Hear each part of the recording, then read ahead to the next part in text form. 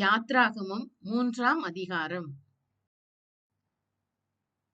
தேவ பர்வதம் எது? ஓரேப். ஜுவாலித்து எரிந்தேன், ஆனால் வெந்து போகவில்லை. நான் யார்? முட்செடி.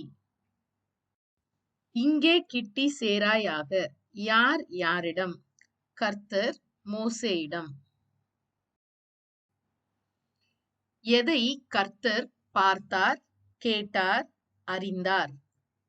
எகிப்தில் இருக்கிற தமது ஜனத்தின் உபத்திரவத்தை பார்க்கவே பார்த்து, ஆளோட்டிகளின் நிமித்தம் அவர்கள் இடுகிற கூக்குரலை கேட்டார்.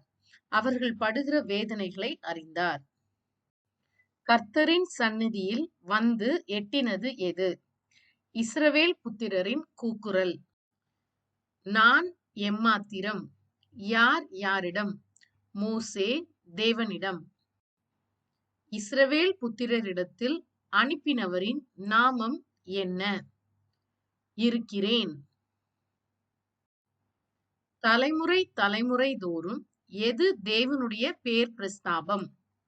ஆபிரகாமின் தேவனும் ஈசாக்கின் தேவனும் யாக்கோபின் தேவனுமாய் இருக்கிற பிதாக்களின் தேவன் என்பது.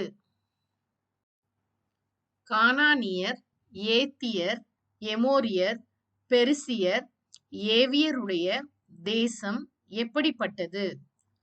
பாலும் தேனும் ஓடுகிற தேசம். எகிப்தின் ராஜா எப்பொழுது போக விடுவான்? கை வல்லமையை காணும் போது.